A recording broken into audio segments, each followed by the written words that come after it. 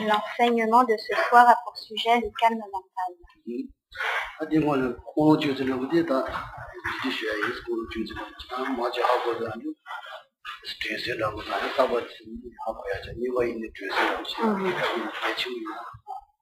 Comme la motivation qu'il convient d'avoir pour les pratiques du Dharma et pour l'écoute d'un enseignement, comme cette motivation est extrêmement importante, Geshe-la va rappeler la motivation qu'il convient d'avoir, non seulement pour les débutants qui ne la connaissent pas, mais également pour les personnes plus anciennes, afin qu'ils gardent bien en mémoire la nature de cette motivation.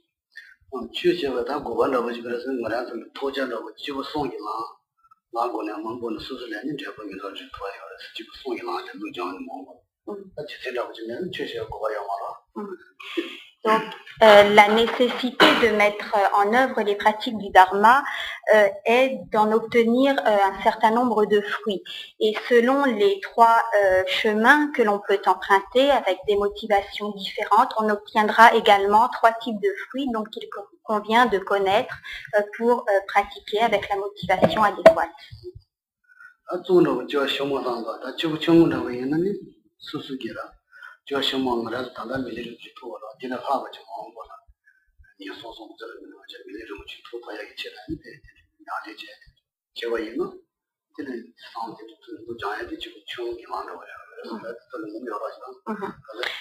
Le pratiquant dit inférieur aura pour motivation d'éviter dans les prochaines renaissances de renaître dans les voies d'existence inférieures et aura donc pour motivation, toutes ces pratiques seront motivées par l'obtention d'une précieuse existence humaine après sa mort. Donc ce pratiquant inférieur pratiquera essentiellement afin, avec la motivation d'obtenir une renaissance humaine dans ses vies futures.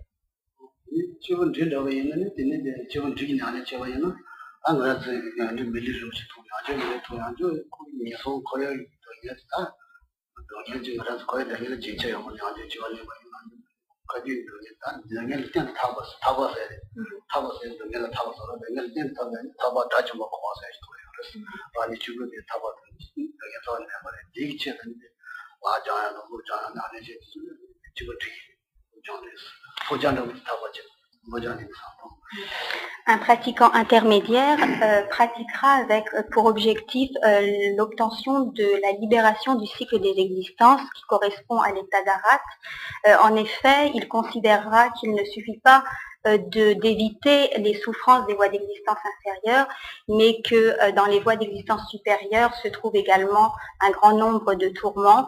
Et donc pour être définitivement libéré de toutes les souffrances des six classes d'existence, il pratiquera avec pour motivation l'obtention de la libération définitive du cycle des existences.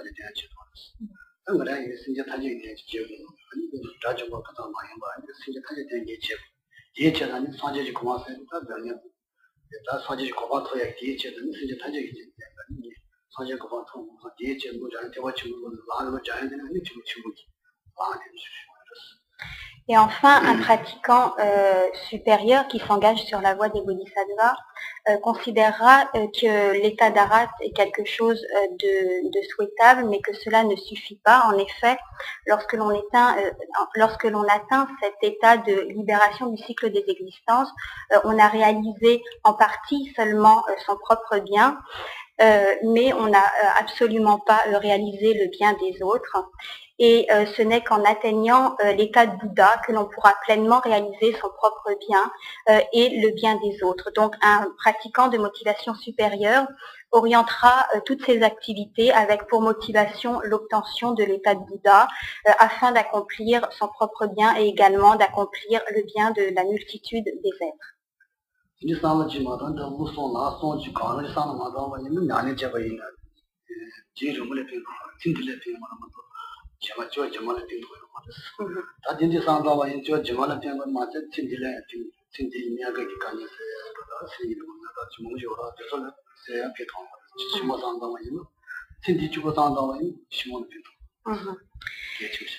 Pour parler d'une pratique du dharma ou d'un pratiquant du dharma, il faudra adopter l'une de ces trois motivations. Et alors, on pourra obtenir des fruits à long terme selon les motivations que l'on pourra développer. Mais si on se contente simplement de pratiquer sans ces motivations et que finalement on est davantage préoccupé par le bien de cette existence que celui des existences futures, on ne parlera pas alors de pratique dharmique.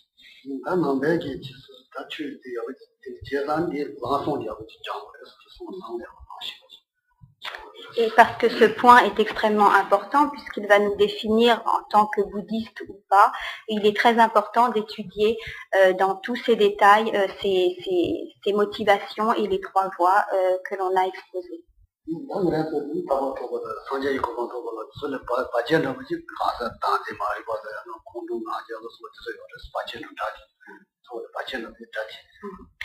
Si l'on veut développer la voie des bodhisattvas, évidemment, nous allons rencontrer un grand nombre d'obstacles, principalement issus des perturbations mentales comme la colère ou l'attachement, l'ignorance. Donc, ce n'est pas une voie qui est aisée, mais nous allons rencontrer un grand nombre d'obstacles sur ce chemin.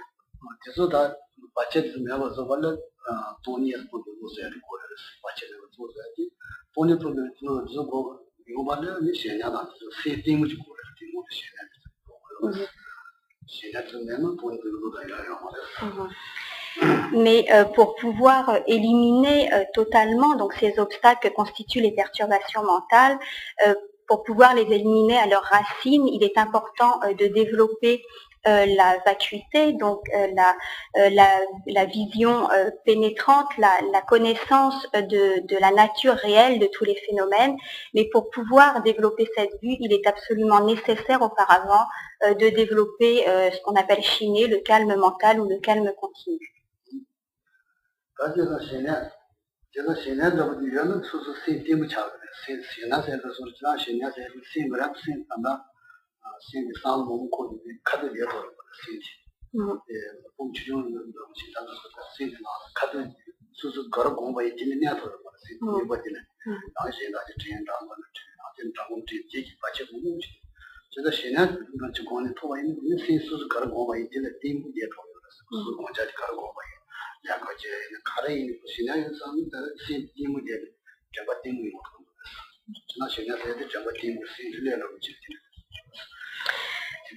Si nous ne réalisons pas le calme mental, qui est un état où l'esprit est focalisé, concentré sur son objet, sans qu'aucune distraction ne puisse détourner notre esprit, si nous n'atteignons pas donc ce stade où il n'y a plus aucune distraction, où l'esprit peut se placer de manière stable sur l'objet de méditation, nous ne pourrons pas véritablement pénétrer le sens des choses, réaliser la vacuité de tous les phénomènes et du soi, parce qu'en effet, nous aurons du mal donc à placer notre esprit sur cet objet de méditation, et sans, vu la difficulté du sujet, sans avoir un placement stable sur l'objet de méditation, nous n'arriverons à aucun résultat. Donc en fait, il est important d'avoir un esprit stable, de cultiver le calme mental pour pouvoir placer aussi longtemps qu'on veut notre esprit sur l'objet de méditation.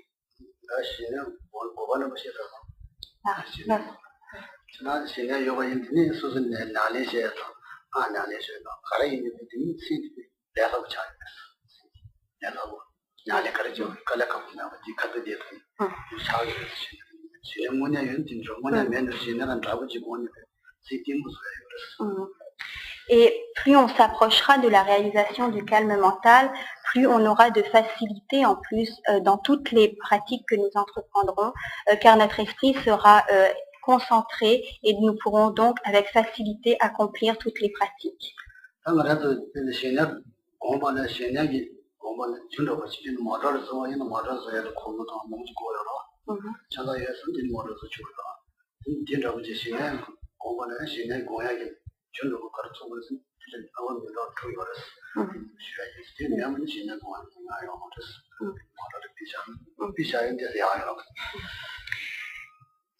De même que pour construire une voiture, nous avons besoin de différents éléments comme les roues, le moteur, le volant, etc.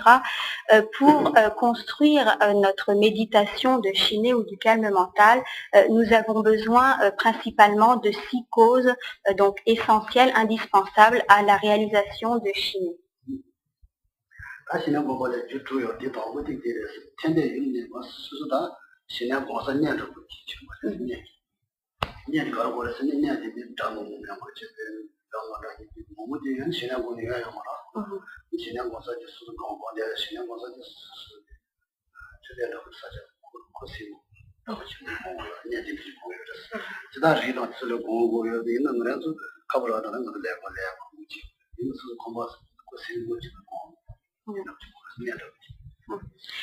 La première de ces causes est d'obtenir un endroit favorable pour la pratique du calme mental. Classiquement, on dit que c'est un endroit qui doit être principalement calme, c'est-à-dire qu'il n'y ait pas beaucoup de bruit extérieur pour venir perturber notre méditation. Donc, Geshe-la dit que l'idéal serait évidemment d'aller dans une grotte dans la montagne, mais c'est un petit peu difficile pour les gens qui travaillent.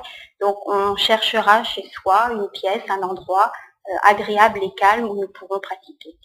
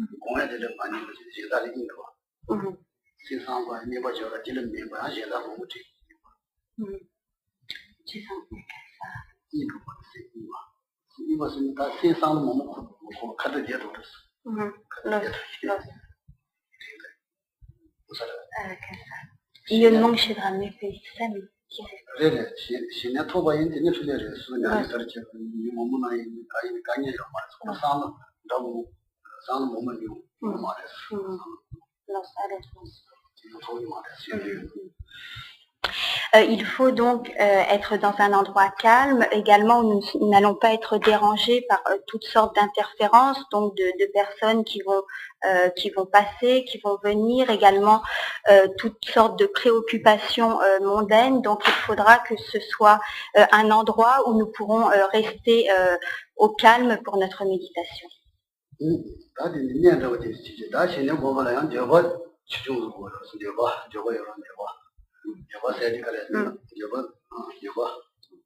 Également, il faudra, pour pouvoir mener à bien le calme mental, il faudra avoir peu de désir.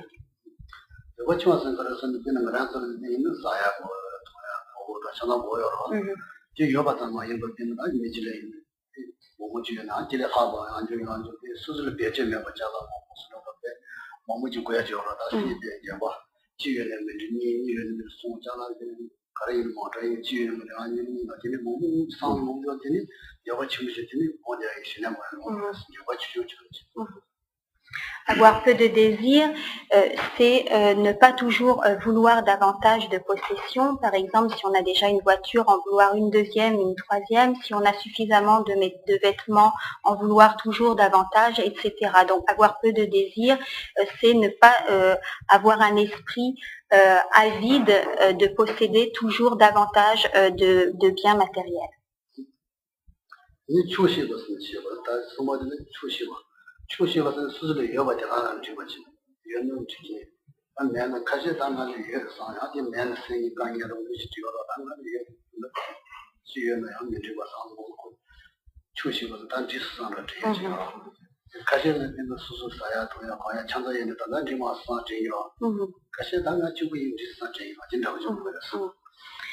Troisièmement, il faudra se contenter de ce que l'on a, donc se satisfaire plutôt de ce que l'on a, être satisfait de ses vêtements, donc ne pas toujours être en train d'examiner, de voir s'ils sont de bonne ou de mauvaise qualité, donc toujours être en train d'être préoccupé de la qualité de ce que l'on peut avoir et donc se contenter de ces biens matériels, de ce que l'on peut posséder.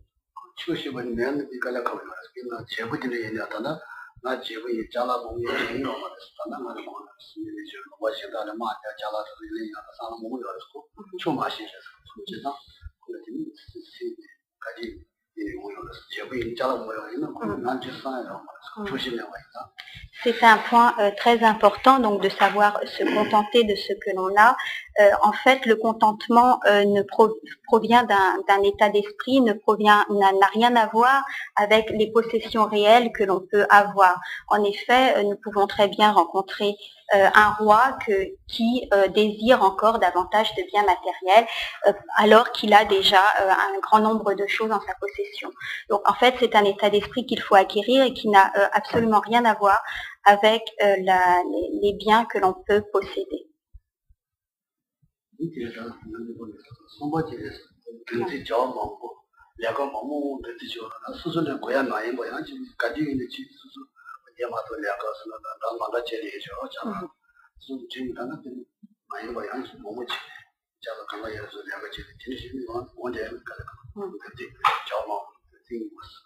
Il sera ensuite très difficile de réaliser le calme mental si l'on a beaucoup d'activités. Donc si l'on a un travail préoccupant, si l'on fait du commerce, si l'on a de multiples activités, cela représentera un obstacle à la réalisation du calme.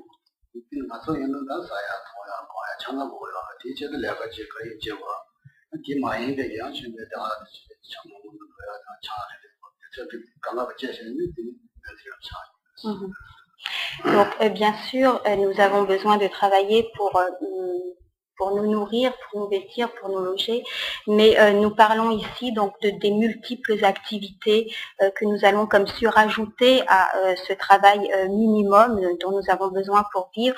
Donc c'est s'engager dans de multiples activités et donc cela entraîne une grande dispersion de l'esprit et entraîne donc un obstacle pour la pratique du calme.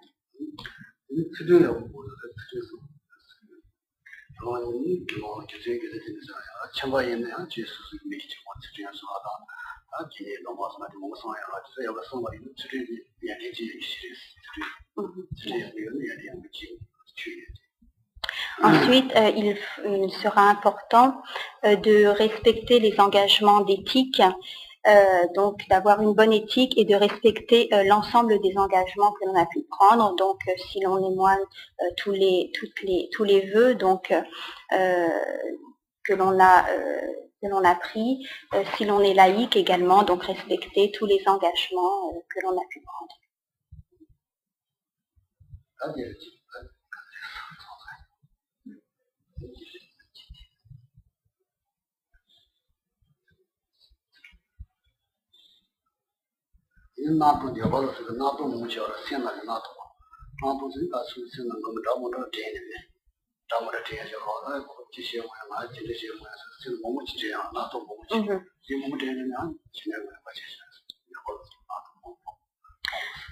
Ensuite, nous devons éviter d'avoir de multiples pensées, donc des pensées de toute nature, de toutes sortes, donc d'avoir l'esprit toujours préoccupé par toutes sortes d'affaires, car cela également se posera en obstacle pour la réalisation du calme mental.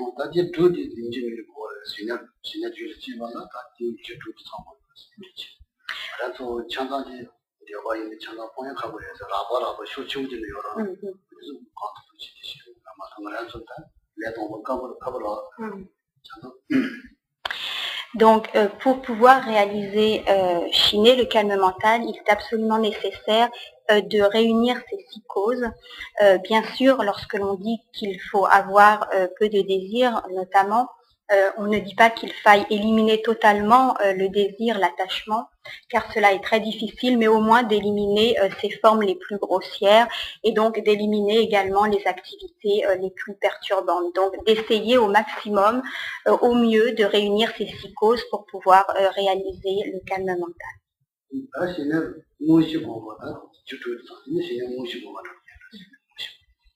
Donc jusque-là, il s'agissait donc des préparatifs, des causes qui vont pouvoir nous amener à la pratique de chiner. Et à présent, nous allons parler donc de la pratique proprement dite, de la méditation proprement dite, du calme mental.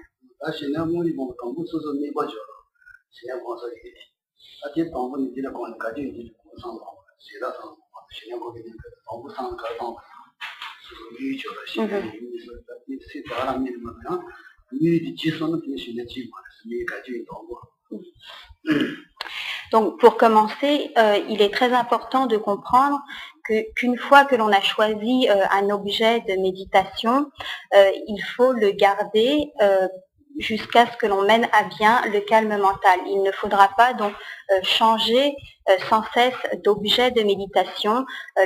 Au début, donc le point le plus important est de maintenir à l'esprit l'objet mental que l'on a choisi dès le départ, donc de s'y tenir.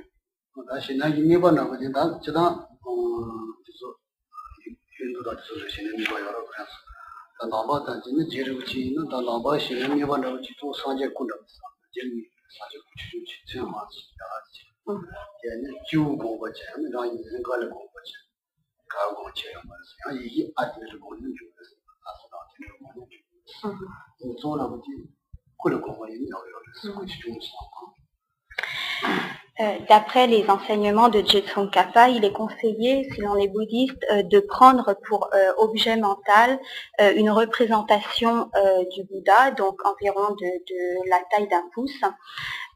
Donc on devra considérer visuellement cette image et ensuite la saisir mentalement. Et c'est donc excellent de choisir en tant que bouddhiste une représentation du Bouddha. On pourra également méditer notamment sur la lettre A ou sur d'autres syllabes ou sur d'autres objets, mais l'idéal est de méditer sur le corps d'un Bouddha.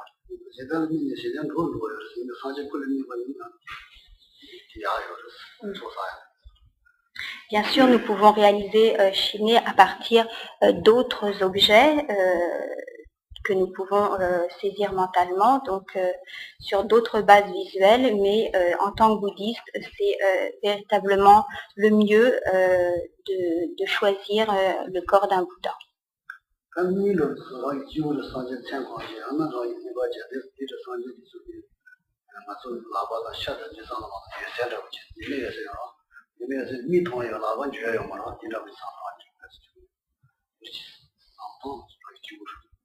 Allez, en question.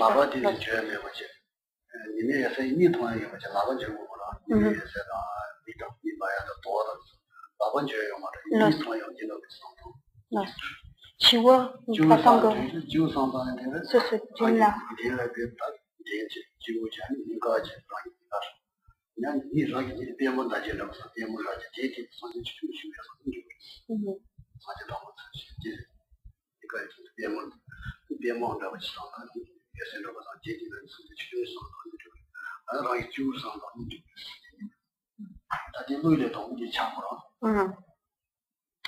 Donc on peut commencer pour faire apparaître initialement cette image dans notre esprit. Donc nous pouvons visualiser, commencer par visualiser cette image comme quelque chose non pas de rigide, mais quelque chose qui aurait la nature de la lumière, donc quelque chose d'impalpable, que nous pouvons commencer par visualiser sur une fleur de lotus, donc le Bouddha sur une fleur de lotus située au-dessus de notre tête.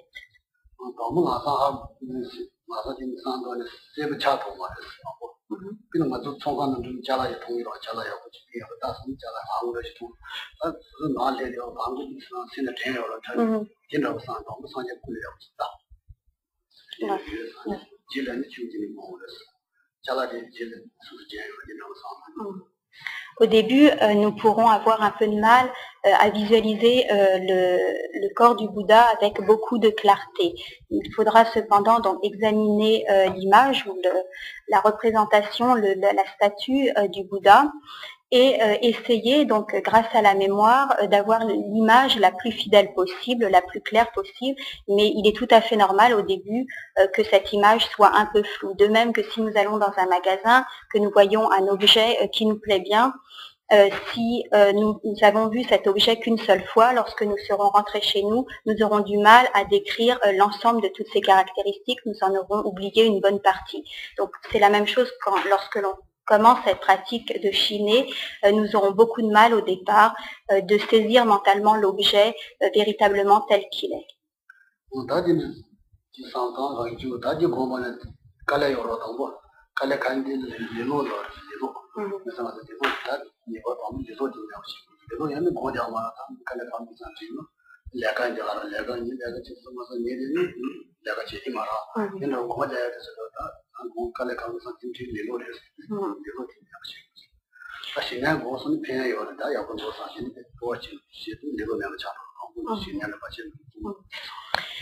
Lorsque nous allons commencer la pratique de chiner, et même avant que cette pratique soit mise en œuvre, l'obstacle majeur que nous allons rencontrer est celui de la paresse. En effet, donc c'est une pratique difficile qui n'est pas très qui peut être au départ pas très attirante, pas très plaisante, et donc le premier obstacle qui va se présenter, c'est la paresse, la somnolence et le manque d'aspiration donc pour cette pratique.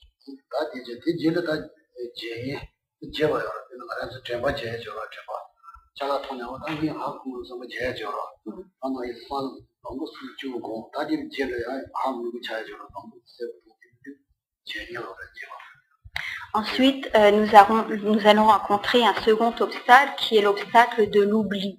Donc nous allons commencer à méditer et puis nous allons complètement oublier l'image mentale que nous devons saisir et donc par manque d'application de la mémoire, nous allons oublier cet objet, ce qui représente le second obstacle.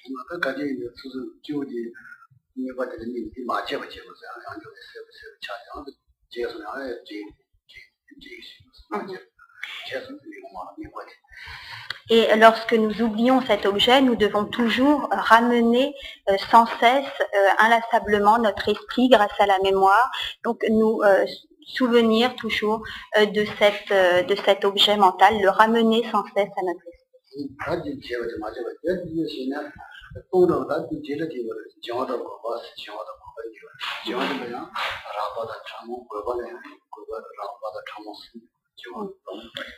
On parle essentiellement donc de deux obstacles qui sont l'obscurcissement mental et la distraction mentale.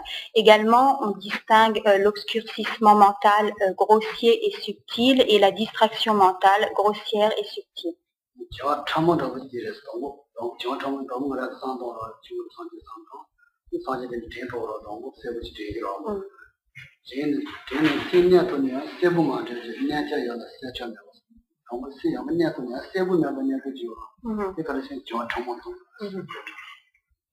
Ce qu'on appelle l'obscurcissement subtil, ce n'est pas l'oubli complet de l'objet saisi mentalement, mais c'est une baisse en fait de clarté de cet objet. Donc c'est un obscurcissement subtil dans le sens où l'objet n'a pas complètement disparu, mais dans le sens où il s'est légèrement assombri, où il n'est plus aussi clair à l'esprit.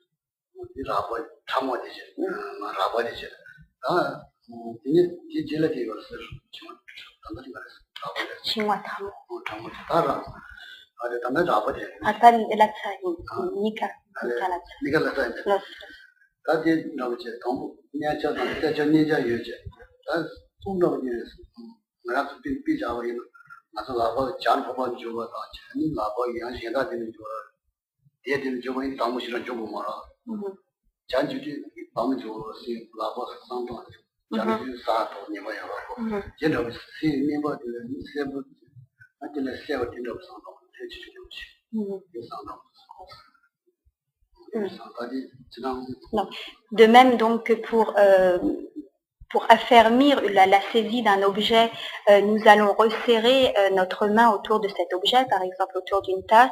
De même, pour raffermir la saisie mentale de l'objet, lorsqu'apparaît l'obscurcissement subtil, nous allons devoir redynamiser notre esprit afin que la saisie soit plus claire, plus tonique, pour parvenir donc à retrouver la saisie initiale donc d'un objet mental clair.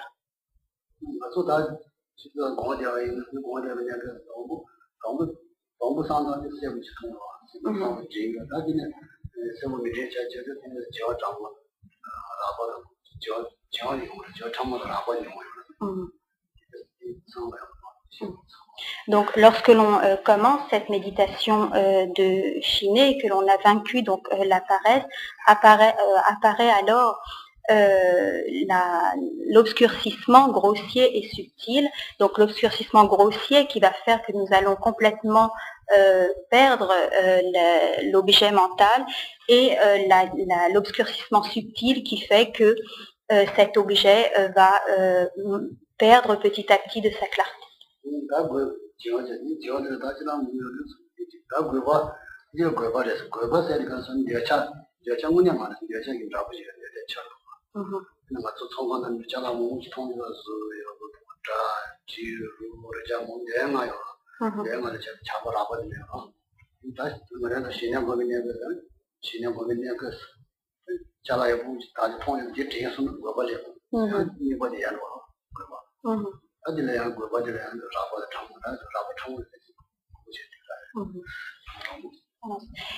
Ensuite, vont pouvoir se manifester également, lorsque nous commençons à pratiquer ce qu'on appelle la distraction grossière et la distraction subtile. Ce qu'on appelle la distraction grossière, c'est le fait de perdre l'objet de méditation au profit d'un objet suscitant l'attachement ou le désir. Par exemple, c'est laisser son esprit errer envers des objets d'essence, comme par exemple si nous avons dans un magasin vu quelque chose qui nous plaisait bien, et si cette pensée apparaît lors de la méditation et qu'à cause d'elle nous perdons l'objet de méditation, cela est effectivement de la distraction grossière.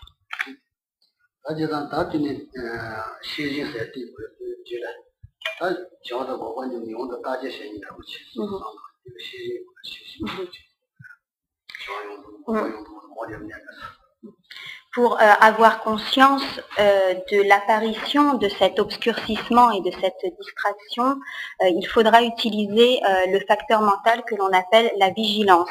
Ce qu'on appelle la vigilance, c'est cette faculté que nous avons de reconnaître lorsqu'ils apparaissent les facteurs d'obscurcissement et de distraction. C'est se dire, tiens, je suis en train d'être distrait, ou tiens, mon esprit est en train de s'obscurcir.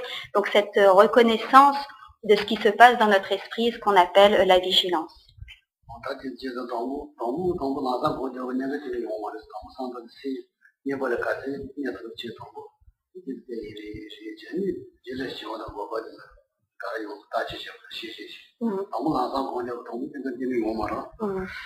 Mais lorsque l'on commence à pratiquer, il est très difficile de mettre en œuvre cette vigilance de manière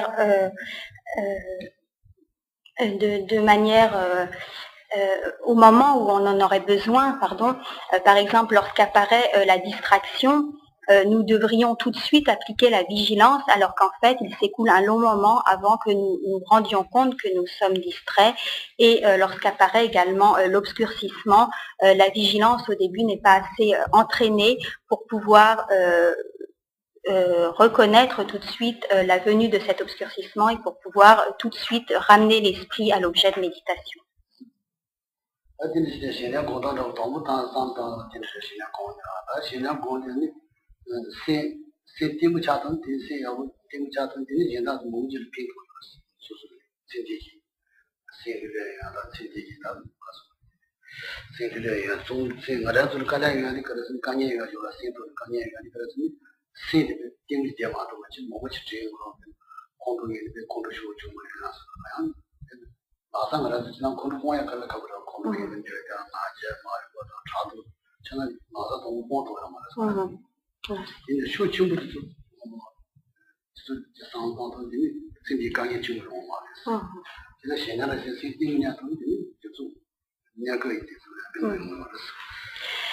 L'entraînement au calme mental ne permettra pas d'éliminer à leur racine les perturbations mentales.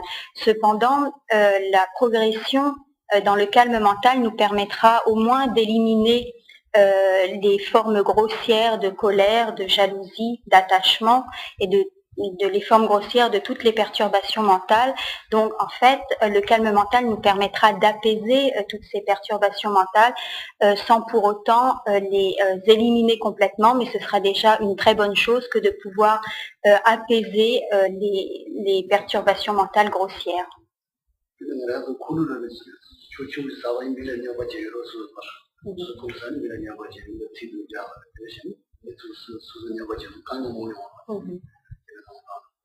Par exemple, donc, cela permettra d'éliminer les grosses colères qui ont souvent des conséquences désastreuses pour autrui et pour nous-mêmes.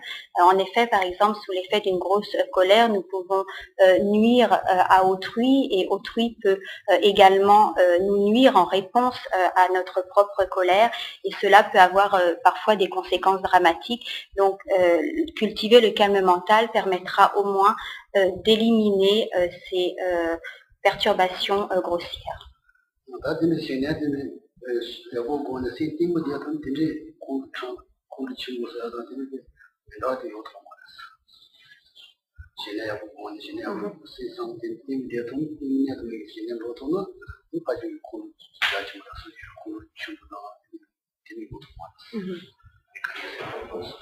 Donc, si nous pouvons développer le calme mental, tout ce qui est lié, toutes les souffrances liées aux perturbations mentales grossières ne pourront plus nous atteindre.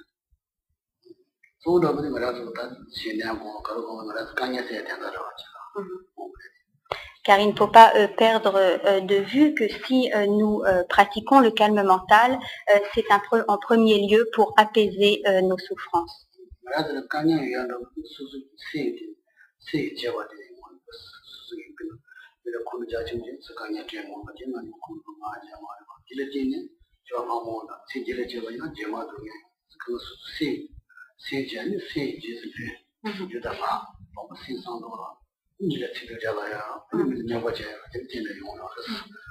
Et il ne faut pas perdre de vue non plus que c'est à cause des perturbations mentales grossières que nous accumulons un karma négatif qui nous conduira dans des renaissances inférieures et que toutes nos souffrances sont fabriquées par notre esprit et que toutes les souffrances ont pour origine les perturbations mentales.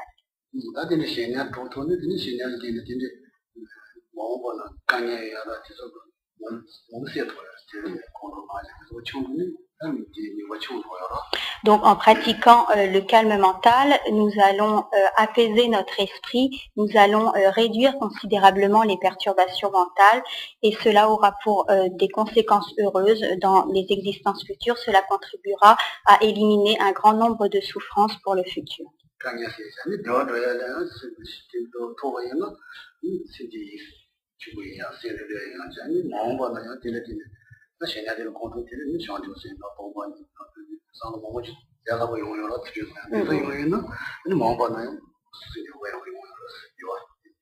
Donc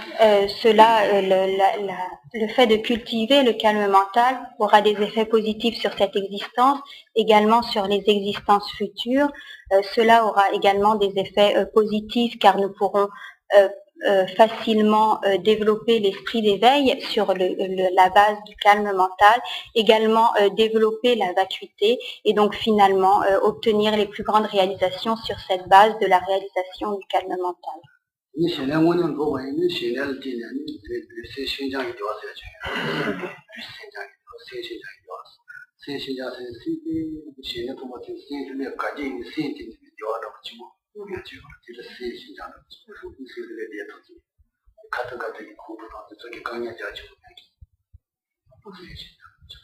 Parmi les autres avantages que l'on peut décrire grâce à la réalisation du calme mental, il y a donc au terme de cette réalisation finale de Shiné, ce qu'on appelle l'obtention de la maniabilité mentale et physique et de la félicité mentale et physique.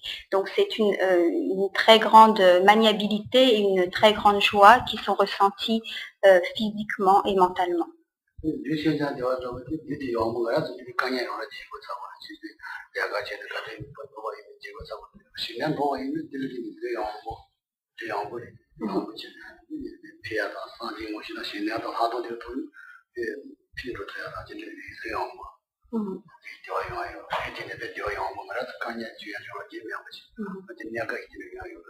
Par exemple, lorsque nous accomplissons le stade ultime de Shiné, donc lorsque nous réalisons le calme mental,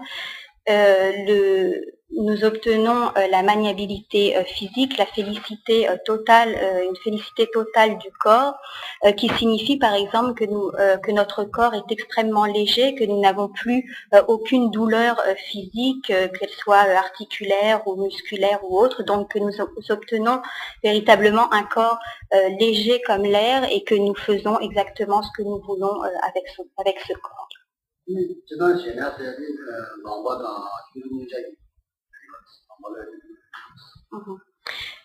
Cette maniabilité obtenue grâce à l'obtention de Shiné ou la réalisation du calme mental n'est pas obtenue que par les bouddhistes, c'est également une pratique qui est effectuée par les hindouistes et ils obtiennent le même fruit évidemment.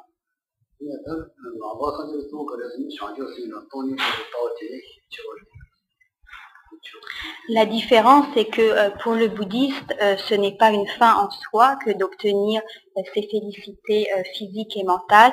Ce n'est qu'un moyen, en fait, pour pouvoir mieux développer l'esprit d'éveil et la sagesse qui réalise la vacuité.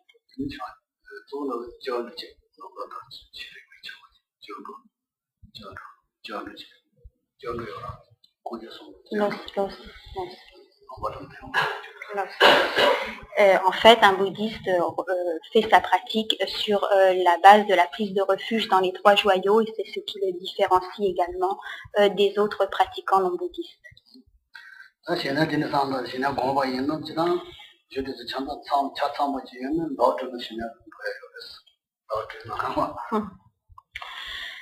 Si on réunit toutes les causes dont on a parlé pour l'obtention du calme mental, il est possible de réaliser en 6 mois ce calme mental.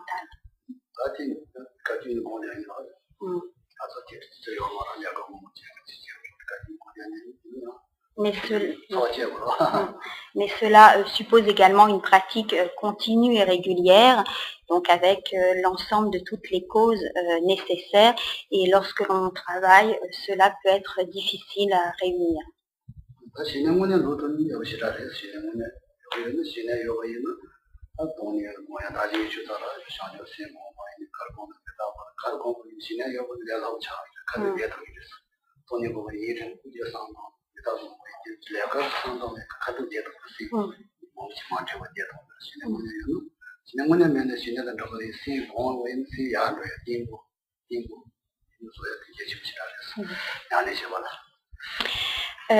Si l'on peut obtenir le calme mental, cela sera excellent car en effet, notre esprit sera stable, concentré sur l'objet de méditation et donc nous pourrons réaliser le véritable sens de l'impermanence, de la vacuité, de n'importe quel sujet de méditation.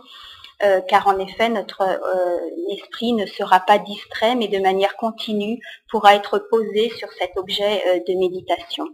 Cependant, si nous ne réalisons pas le calme mental, il est important de s'en approcher, d'apaiser notre esprit, car cela aura des effets positifs sur nos pratiques méditatives.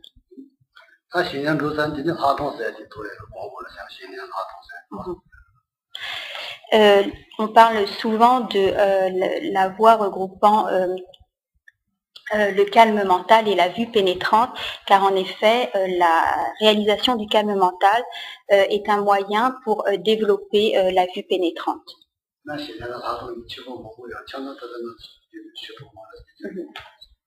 Donc, on pourrait poursuivre cet enseignement sur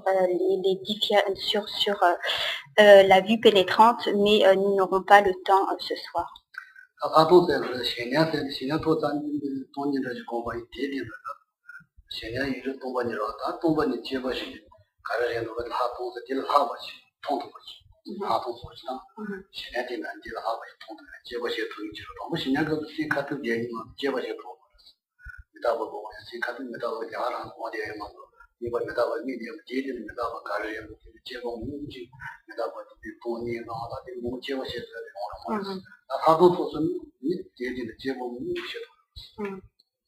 Sur la base de Shiné, du calme mental, lorsque l'on développe la vue supérieure, qui s'applique donc à la nature réelle de tous les phénomènes, on aura la faculté, donc grâce à l'obtention de ce calme mental, d'établir de nombreuses distinctions entre les phénomènes, de percevoir leur véritable nature, et donc cela sera extrêmement utile donc d'obtenir le calme mental pour pouvoir pénétrer la nature des phénomènes.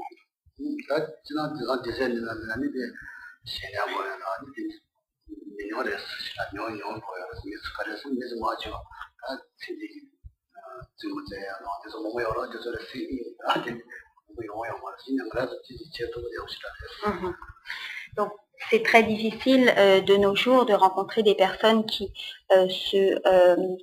consacrent leur temps à la pratique du calme mental. Nous devons travailler, nous prenons également du temps pour diverses distractions et nous ne pouvons pas donc nous appliquer à cette pratique, ce qui est évidemment très dommage.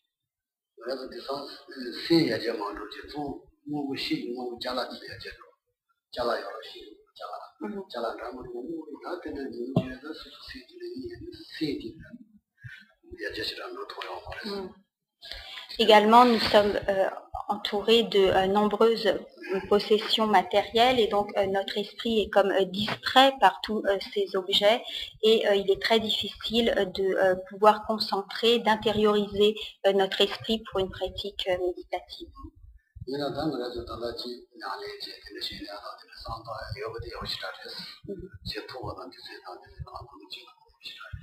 Mais il peut quand même être très bénéfique, même si nous ne disposons pas de toutes les conditions favorables. La pratique de Shiné est une excellente chose.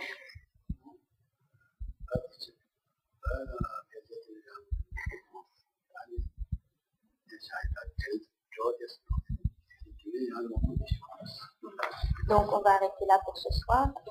Si vous avez des questions sur le sujet, vous pouvez les poser.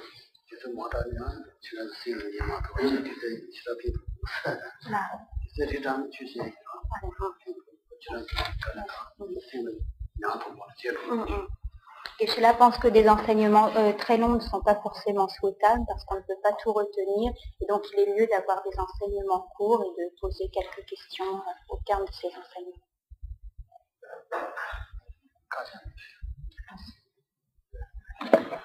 On éteint? Michel me dit on peut éteindre.